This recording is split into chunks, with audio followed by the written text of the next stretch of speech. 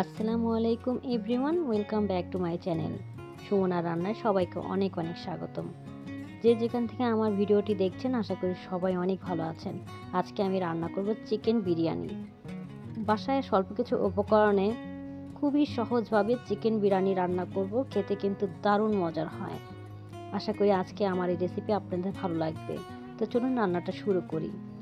চুলায় আমি একটা প্যান বসিয়ে নিয়েছি। এই তেলটা আমি আগে পেঁয়াজ ব্রেস্তা করেছিলাম, সেই তেলটাই নিয়েছি।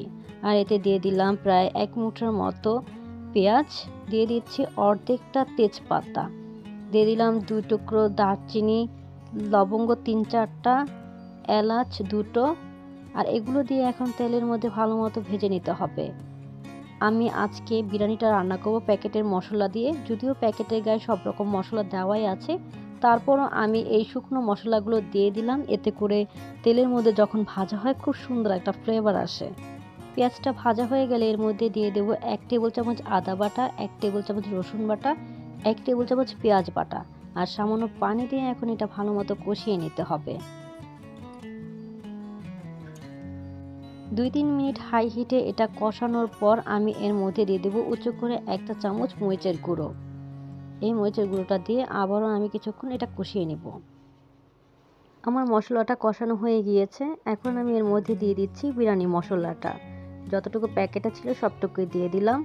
আর বাজারে বিভিন্ন ব্র্যান্ডের বিরিয়ানি মশলা পাওয়া যায়, তো আমি যেটা ব্যবহার করছি সেটা হচ্ছে রাঁধুনি বিরিয়ানি মশলা। আর এখন এটার মধ্যে কিছুটা পানি দিয়ে ভালো মতো এটা কষিয়ে নিতে হবে। তো দেখুন আমি কিন্তু অনেকক্ষণ পর্যন্ত এটা কষিয়ে নিয়েছি আর তেলগুলো কিন্তু উপরে চলে এসেছে, তার মানে আমার এটা খুব সুন্দর কষানো হয়ে গিয়েছে। এখন আমি এর মধ্যে দিয়ে দিচ্ছি ধুয়ে রাখা এবং রেগুলার কাট করে রাখা চিকেন। এখানে 1 কেজির মতো চিকেন রয়েছে। এখন এগুলো দিয়ে ভালো মতো নেড়েচেড়ে মিশিয়ে নিব।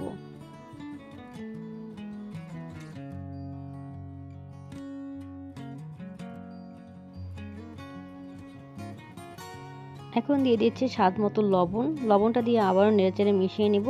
তারপর আমি এটা ঢাকনা দিয়ে রাখবো।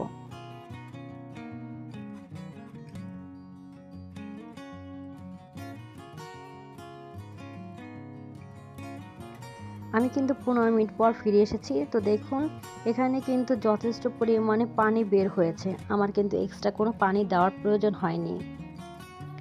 দিয়ে দিচ্ছি টক দই 3 টেবিল চামচ। বাজারে অনেক টক দই কিনতে পাওয়া যায়, সেই টক দইয়ে কিন্তু যথেষ্ট রকমের পানি থাকে। আপনারা চেষ্টা করবেন অবশ্যই টক দইগুলো ছেঁকে তারপরে তরকারিতে দেওয়ার জন্য, তা না হলে তরকারিটা খুব বেশি টক হয়ে যায়, খেতে কিন্তু একদম ভালো লাগে না। এখন দিয়ে দিচ্ছি টমেটো কেচাপ 1 টেবিল চামচের মতো। এটাও দিয়ে ভালো মতো মিশিয়ে নেড়েচেড়ে নিচ্ছি। ব্রয়লার মুরগি রান্না করতে খুব বেশি সময় লাগে না, মাত্র 25 মিনিটের মধ্যে খুব সুন্দর রান্না হয়ে যায়। এই পর্যায়ে আমার চিকেনটা কিন্তু হয়ে গিয়েছে, ঝোলটা যথেষ্ট গাঢ় হয়ে এসেছে। এখন আমি এটা নামিয়ে নেব।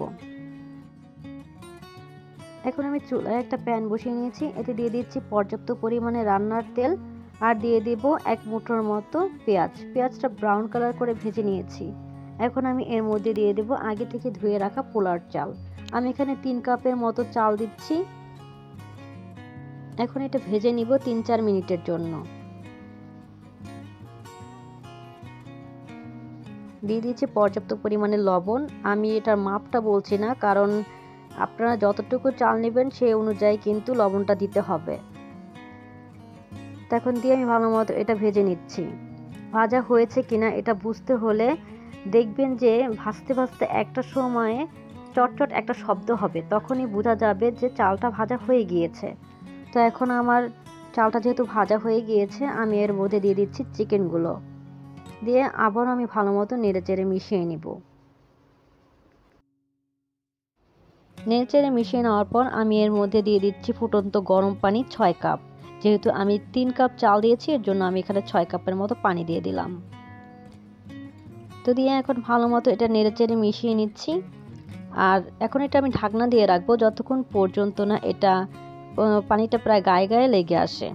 আর আমি এর মধ্যে দিয়ে দিচ্ছি কিশমিশ 1 মুঠো আর 4-5টা কাঁচামরিচ। পানিটা কিন্তু অলমোস্ট পুরোপুরি শুকিয়ে এসেছে, কিন্তু পুরোপুরি হয়ে যায়নি। তো এখন আমি এর মধ্যে দিয়ে দিচ্ছি 1 টেবিল চামচ ঘি। আর ঠিক এই পর্যায়ে যদি ঘিটা দেন তাহলে দেখবেন যে অনেক সুন্দর একটা ফ্লেভার আসে।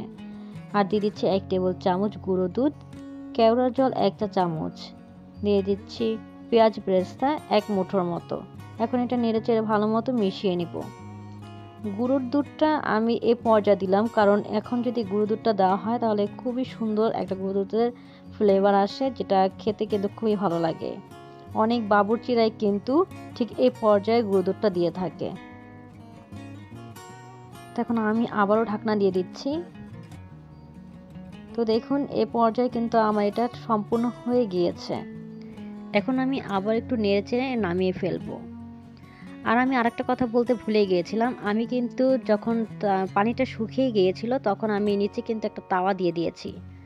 আর দেখুন আমি কয়েকটা চাল এরকম টিপে দেখিয়ে দিচ্ছি যেটা কতটা সুন্দর হয়েছে, যথেষ্ট ঝরঝরা হয়েছে এবং চালগুলো খুব সুন্দর সিদ্ধ হয়ে গিয়েছে।